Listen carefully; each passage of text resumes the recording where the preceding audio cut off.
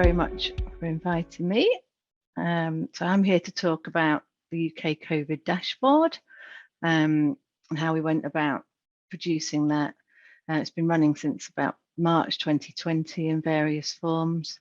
So the background to the dashboard was it was there to provide daily updates on the progress of the pandemic on gov.uk, so to be that trusted resource.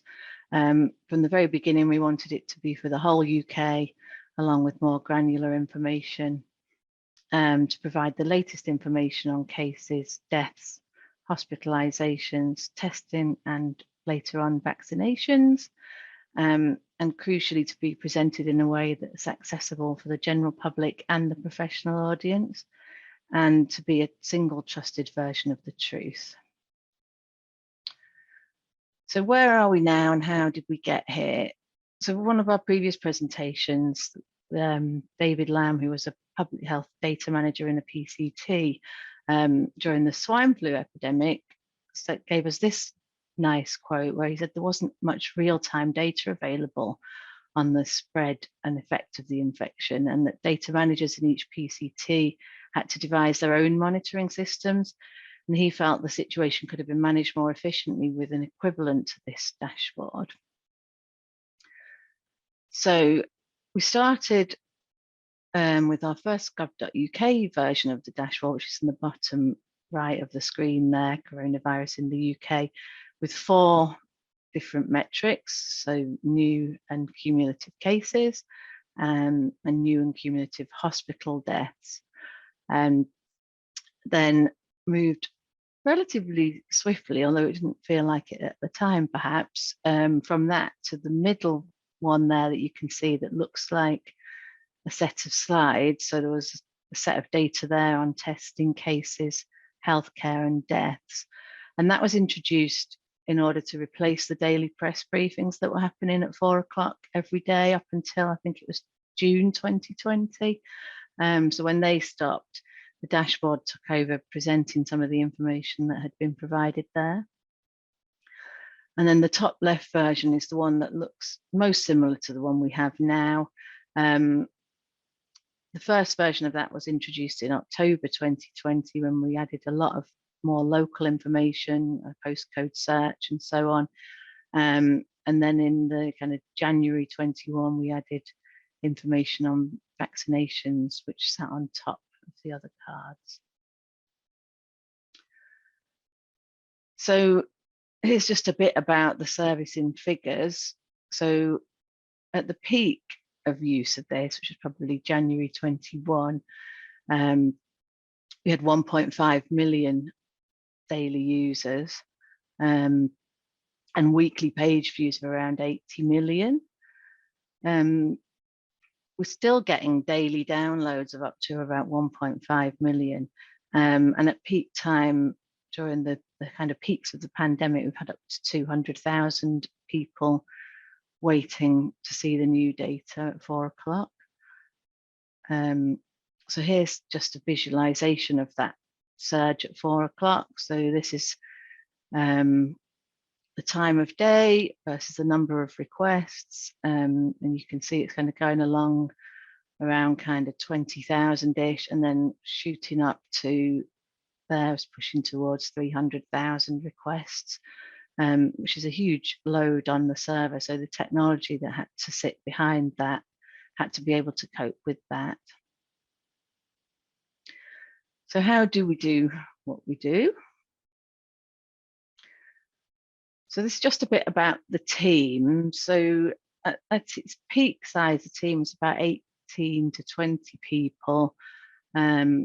Project management absolutely crucial to keep us all on track, and teams of analysts, pipeline data engineers, user research and designers helping us actually design how the website was going to look, and then our technology colleagues helping us to make sure that that site could run and process all the data and so on and so forth. So what do we include now? So I mentioned at the beginning, the first site had 4 metrics.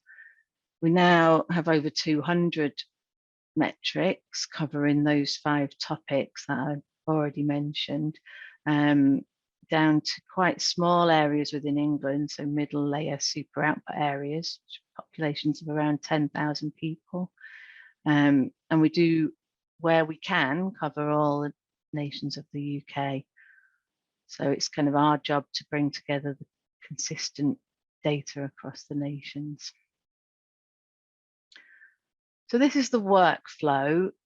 So you can kind of think of it in two halves, I suppose. It's kind of a data half on the left and a tech half there on the right.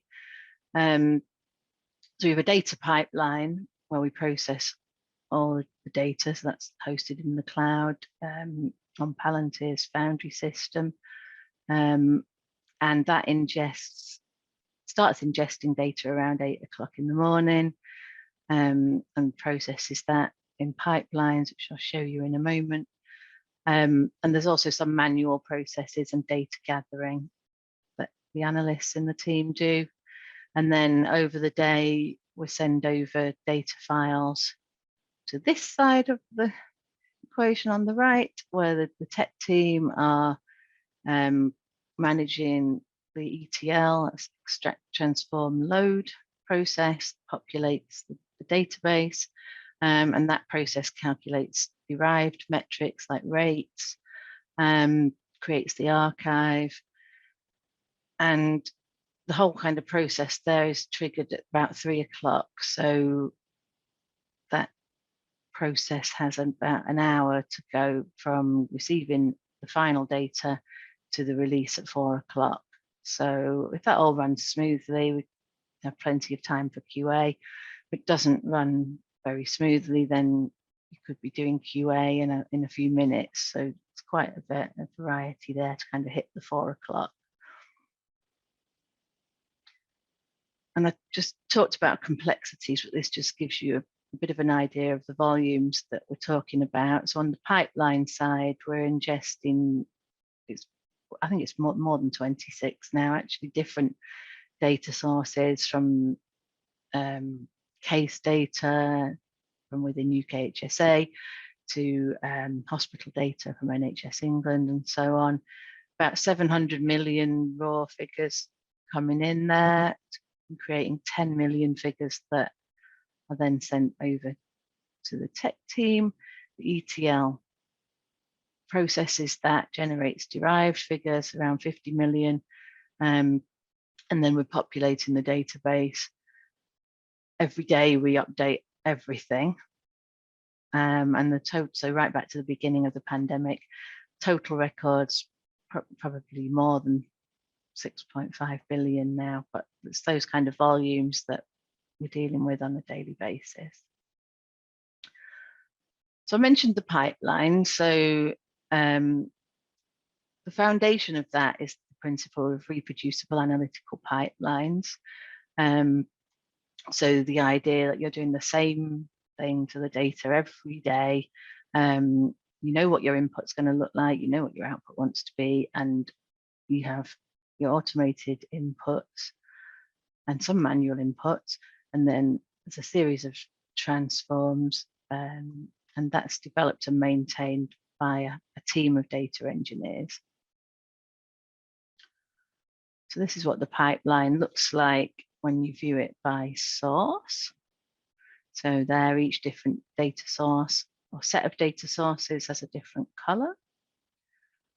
And this handy little view here tells you the status of the pipeline. So green is good, essentially.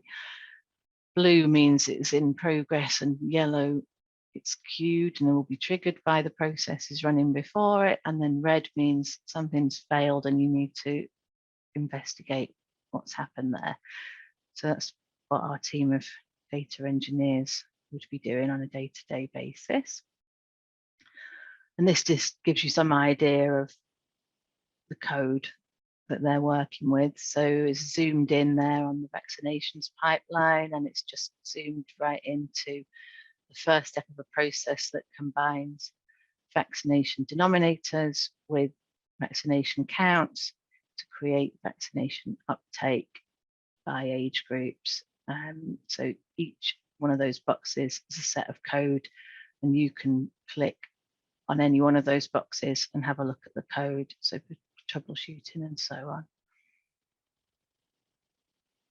And then my team have a set of QA reports that kind of we use, I guess, to ensure that the data are looking sensible. So we're not on as analysts on a day-to-day basis messing about with that code that's kind of fixed and looked at if it needs updating or something breaks, but essentially that's running, and we're looking at these kind of outputs here. So look, for example, the metrics QA there, we're looking at, does that set of new data that's arrived today give us a sensible output, or is there something there that would ring alarm bells? And then by the end of the process, sort of around 2:30ish, we've got a set of UK level metrics where we know what we would expect it to look like, essentially what today's new data is going to look like when it's released, and make sure there's nothing looking erroneous in that. I mentioned the ETL. This bit is not really my area of expertise, but this just gives you some idea of the complexities involved here with all the different jobs that have to run to create the derived metrics like the sums and rates, and things like location data for mapping and all of that sort of stuff, to then populate the production storage, which is in the bottom right of that diagram. And then once that's all done, the team uses the admin dashboard, which sits behind the scenes, which has got a little screenshot of that on the left there. We would go in, select the things we want to release, choose the action that's appropriate, hit go, and then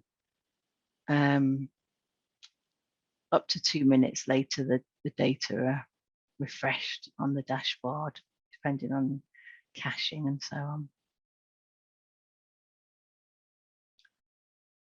So why do we show things as we do? So it's a picture of the map there. So we spend a lot of time doing user engagement. We want to know who's using the dashboard and how the user base has changed. We want to provide a good user experience for all our users, understand what new topics people are interested in, get feedback on the existing version, other things that people are consistently misunderstanding, monitoring trust and satisfaction over time, and understanding people's behavior and feelings. So from the work we've done, who are our users? So almost 2/3 are actually viewing the dashboard on mobile devices. So that's hugely important for us to think about, because we're sitting with our laptops or computers with our 2 screens, the widescreen monitors, and we're looking at it on that. And how it looks on a widescreen monitor is quite different than how it looks on a mobile device. So the user research with people who are using mobile devices is absolutely crucial to make sure that it works for mobiles as well as it would work on a widescreen monitor. And half of the users are using Safari, which is obviously Apple's browser on iPhone and iPad. So that gives you an idea of what people are using there. And 90% visit the dashboard only for personal use. So that really impacts how we think about how complex we want to make it and what we would put on there, what we'd put on the front page versus what we'd put in details. And as I said before, the peak time is 4 o'clock. And from the people who answer our user surveys, 2/3 are aged 40 to 69 and rating themselves as confident or expert in digital. But we've got some other evidence now from random sample surveys that actually younger people do use the dashboard quite a lot, and possibly more than people in that 40 to 69 age range. So my tentative conclusion there is that 40 to 69-year-olds don't mind filling in government surveys, and the young people using it are just not that interested in filling the surveys in, perhaps. So it's just something we need to bear in mind, because those user surveys is one of the main ways we get feedback, but we are only getting it from a selection of people who filled that in. So surveys is one of our ways of getting feedback, and the last one had 47,000 responses, which is kind of huge for a government data product. We also have an email address that we put on the dashboard. We've analysed over 23,500 emails that have been sent to that email address. We also use Google Analytics to look at devices and browsers and so on. Social media, people on Twitter talk about what they think of the dashboard, and at one time the UKHSA Twitter account would tweet the main headlines every day. The other thing we also do is one-on-one user research sessions with members of the public or data professionals, which we recruit from a pool of volunteers to try and get a good representation of the different kind of users and how they find the dashboard. And as I said, because it's intended for everyone, we're following the service standard from the Government Digital Service. And key for us is making the service simple to use, testing it with users, and make sure everyone can use it. So accessibility is important. And the design context has been a rapidly changing situation over the 2 years. So the user research has been essential to assess interests and needs and make sure that design and data reflect that. So I've just listed some examples here. Huge interest in testing capacity in mid-2020. That's, people are not that interested in looking at that anymore. When we had local restrictions, there was huge interest in local data. And vaccinations, obviously, once the vaccination programme had started, interest in that grew really quickly. And then this gives you an example of the kind of things we consider when we're doing design. So how we express the way we talk about the different measures that we're presenting. So this is an example from people vaccinated when we just had the first dose information. We had a long discussion as a group about different possible ways you could talk about this before we came up with the one that we eventually used. And we have a content designer who is an expert in that area to help us advise on what's plain English, what people can understand. And I talked about accessibility. So that's really important to us. This on the right-hand side of here just shows you what's available for screen readers to be able to navigate the site. It's always a work in progress. There are parts of the site that are not as accessible as they should be, but it's something that we're always trying to improve. And it also goes beyond just our website. So this is an example of what you would get if you look for this on Google, and Google uses the structured microdata to populate a simple summary there and link out to the different metrics. So that comes straight from our API. And then user testing. Is that always about what users like? So here you've got different ways of presenting vaccination data. So we had a few different options, double bar there, and sort of like a gauge, I suppose, a waffle, and a single bar. And users' initial preference was for the double bar. However, when they'd had a chance to have a look around at the possible options, and then they were asked the question, what do you think, what percentage of people do you think have had a first dose based on these charts that are presented to you?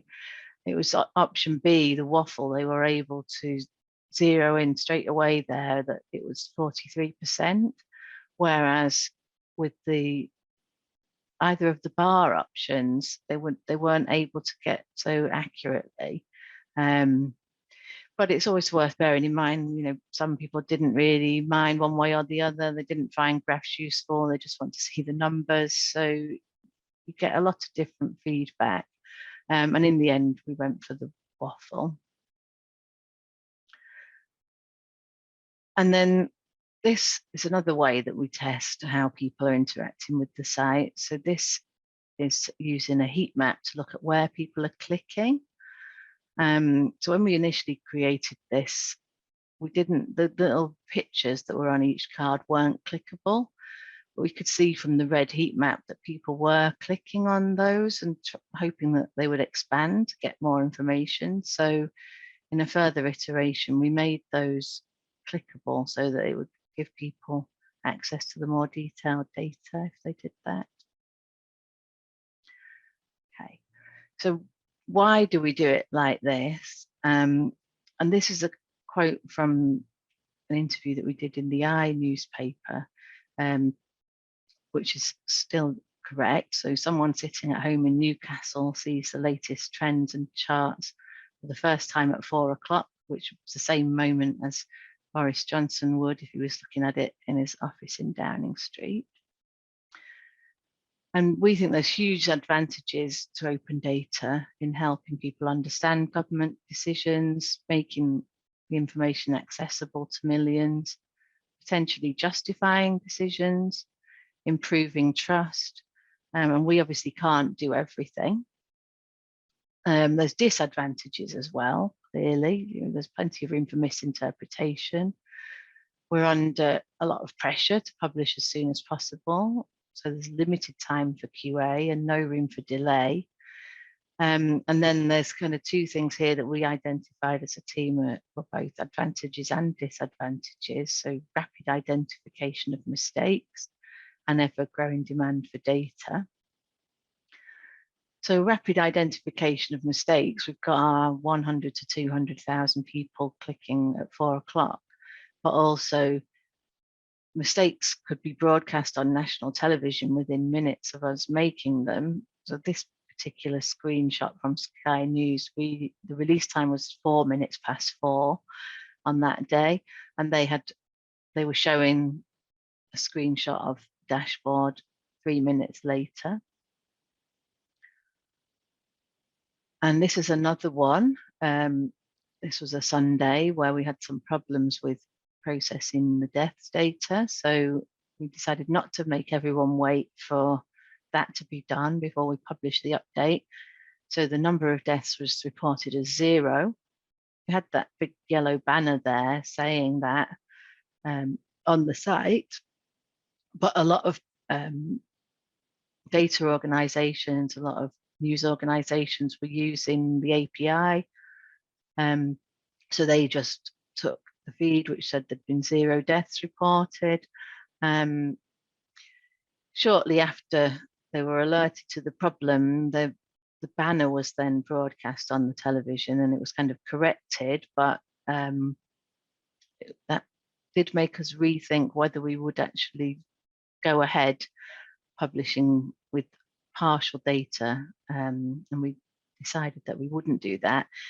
The other thing we did as a result of this was that we had set up a feed, an API feed of these banners so that you can subscribe to that as well and get those updates as well as the data. So hopefully, if news organizations do that, then they know to check if something looks odd, whether it's right. So there's two kinds of people, I suppose, who are looking at this. There's the vast majority tell us about a problem that helps us fix the problem. and a minority of people who are trying to catch us out making a mistake. And we really think that both of our users both make equally important points and have an equal right to see the data and deserve to be heard. And we kind of try and look at the second group in a different way. So the points that they make give us a unique opportunity to inform how we design our user research, make sure our SOPs, standard operating procedures, are as robust as they possibly can be, to improve our QA process and ultimately improve the design and presentation of the site. Okay, so something a little bit different. So I mentioned the APIs that we have. So the whole dashboard runs off what's called API version 1. And people can query that to get data. We found that the high volumes of people using that around the release time was causing problems for the site. So we created a high volume version, which has a download data page sitting over the top of it that allows users to customize calls to the API and select up to 5 metrics. And then they get a permanent link to the query that they have there, and it's a bulk download of data effectively, very easy to use, and designed in such a way that once a request has been made, once it's cached, so it can handle the high volumes of requests in a way that the main API couldn't. And the other thing I mentioned about open data was we can't do it all. So this is why people have used the open data to do things with our data themselves. So hopefully this will work. So there's animated charts, such as that one. And then this one here is an animated map of the evolution of cases. We couldn't put something like that on the dashboard itself. It would just be too intensive on the service, but this person has used our API and done that themselves.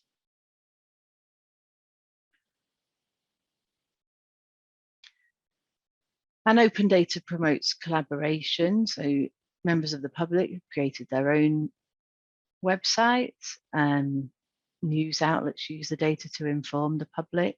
International agencies are using the data. Researchers can use the data. And national organizations can get consolidated data, and local authorities have made a lot of use of the data through the pandemic. And the code for the site is also open source. So there's 18 public repositories with worldwide contributions. And again, we see this as an important part of transparency and trust. It does mean an increased need for maintenance, which can be a good thing or a bad thing. And people do sometimes use the issue tracker on there to report problems with the data, but that's kind of easily remedied. And here's some public engagement with the open source nature of the dashboard. So, lots of tweets there about linking to the GitHub site with all the code. And this is an example of a global contribution. So when we launched the vaccination waffle, our tooltip had a mistake in it, which we hadn't noticed. So it had percentage of adults vaccinated first dose, where it should have been second. This was picked up by one of our users who submitted some code to correct it, which we were then able to use. And away we go. So that's just one example. So what's next for us? Obviously, since the end of March, we've had the Living with COVID strategy. We've had quite a big change in testing, on the level of testing that's available to everyone versus what's done in the NHS and so on and so forth. So we're keeping all the metrics under review to make sure that they're relevant. And we've also had to make some adaptations to the site to take account of changes that devolved administrations have made to their reporting. So at the end of May, Northern Ireland stopped reporting daily data. So we had to quite rapidly change the front page of our dashboard. And in the end, we decided to just do an England summary on the front page. We still make the DA data available through the details pages, but we just didn't have the ability to create UK metrics with one of the 4 nations missing for the majority of the data items we were using. We also got ongoing changes to vaccination data. So we added 5 to 11-year-olds. Spring boosters are ongoing at the moment. We're working on that. We're also working on adding data on COVID variants, which I think a lot of people are interested in, and potentially coronavirus infection survey data. Ultimately, we want to stabilize and strengthen the platform to build on what we've learned, and ideally to repurpose it to supply open data and dashboard capability for other topics. So just some concluding thoughts. I think daily reporting in a high profile situation is incredibly challenging, but highly valued. It requires constant review and development. Nothing stands still for very long. We used to kind of joke that if you took a week off, it was the equivalent of having a month off in normal times. And it still feels that it's as fast moving as that sometimes. And the openness can be risky, but we think that it builds up trust. And here's just some acknowledgements of people who've contributed to this service. So it's a huge effort, not just ours. I mean, we're just kind of at the end of a whole lot of processes in collecting data. And we mustn't forget all the analysts sitting in the NHS who are dealing with data there. We kind of see the end result of that in a nice clean format, but there's so much more that's going on behind the scenes before the data even get to us. And thank you very much. Hopefully got some time for some questions. Great, thank you very much, Claire. No, that is really interesting, and as you would imagine, we have got some questions for you. I don't know if would you like to stop sharing your screen so people can see you? Yeah. Well, we'll start with the first question here is, how much work went into managing all of those external suppliers of data? How prescriptive were you about the submission formats and standards? And how much did you fit your ingestion transformations to the suppliers' data? Yeah, good question. So it's a lot of work to manage all those supplier relationships, I think. I spend the vast majority of my time probably doing that. We're lucky in that we're on the NHS Foundry system, so that means we can ingest healthcare data using the pipelines they've already created. So we really do just get the end result of all the work that the NHS has put into the healthcare data. So we have a really good relationship with them, have excellent relationships with the devolved administrations, but we're not at all prescriptive about the inputs. Now, maybe we should be, but the way we've managed it is we will take what there is and work with that. That's been our approach. So whatever can be supplied, we will work with that. So some like Scotland, for example, have a whole load of open data. They've got a really well developed open data strategy and an open data portal. We're able to use that and just basically take their derived metrics and combine them with ours. So we liaise with them to make sure they're producing the things that we need alongside the things they need. And they have an API, and originally we were just using their API to pull the data, but the API was getting so much hammer from the public, and we were hammering it at the same time, that our queries for the data kept falling over. So we weren't then getting the data in that we needed into our pipeline. So we had some really good discussions with Public Health Scotland, and they now supply us the files direct into Foundry. And we actually get them now. We used to get it at 2 o'clock. They now give it to us about 11 o'clock in the morning, which makes, when you're on a daily process, that really relieves pressure. Then others we don't have a particularly in-depth relationship with, kind of drawing on public data. So if the format of that public data changes, we have to adapt our pipelines accordingly. So that can mean our data engineers get a very short notice that a pipeline is broken and they need to fix it. So those changes in format don't happen announced. You find them whenever a pipeline breaks. Some are announced, in which case we prepare for them the day before. But if they're not announced, then yeah, the first you know of it is when that little pipeline thing, instead of going green, goes red, and everyone says, "Oh no, what's happened now?" And then we do a lot of troubleshooting to work out what's gone on. Great. Okay, thank you. So next question is from Tim, and Tim says, "Thank you, Claire, for your presentation. In terms of your ingestion challenge and to use the big data Vs, what would you say are the relative significance of the volume and variety challenges? What difficulties have you faced trying to understand the meaning of data in different sources?" I think you've partly answered that in the previous question. Yeah, I actually think the biggest challenge actually is probably velocity, if I've got the V's right. So just the speed that we're trying to work at. I mean, there are huge volumes, and it's quite interesting because obviously it's gone from quite small volumes at the beginning of the pandemic to now absolutely huge volumes.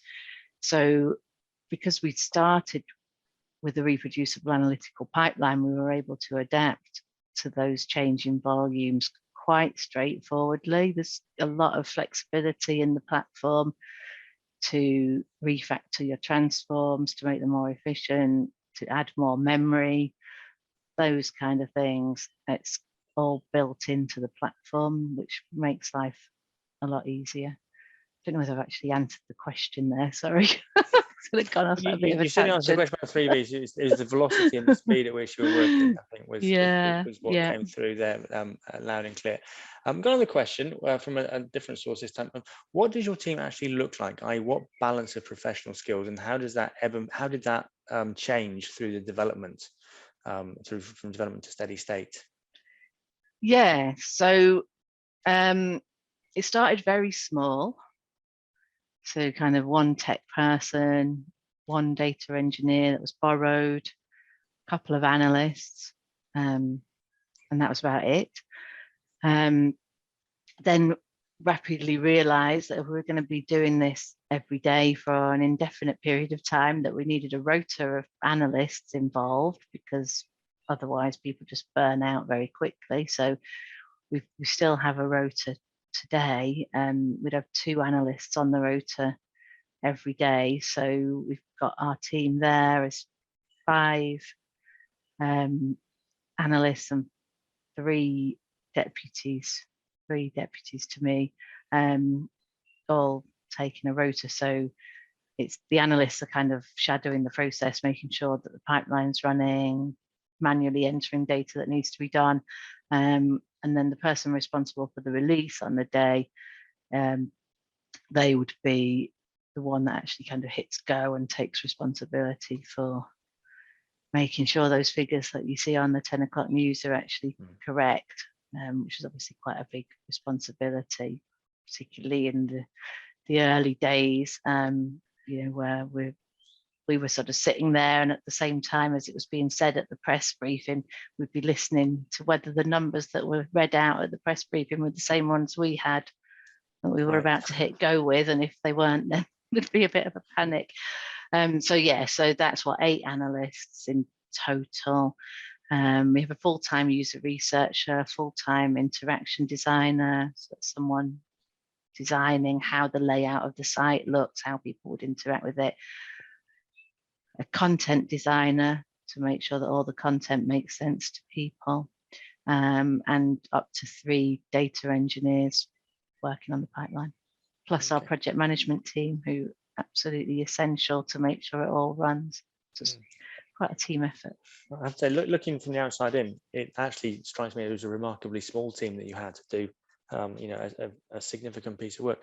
I wonder, do you think a bigger team would have actually enabled you to go fast? Or do you think if, as the team grows, that would have actually made it harder? And maybe one of the secrets of your success was having such a tight-knit team? Yeah, I think the bigger your team, the slower you go to some extent. I mean, there's a balance, isn't there? Obviously, if you've got more data engineers, you can make changes to your pipelines quicker. So therefore, if you've got 3 data sources you're working on and 3 engineers, they're each working on one, you could go 3 times as fast as if you only had one. That probably is the case. So we haven't always had enough data engineers because they're incredibly hard to come by. But in terms of like what the thing should look like and all that, sometimes you just need to make a decision. And if there's lots of opinions in the room, it just takes longer to do that.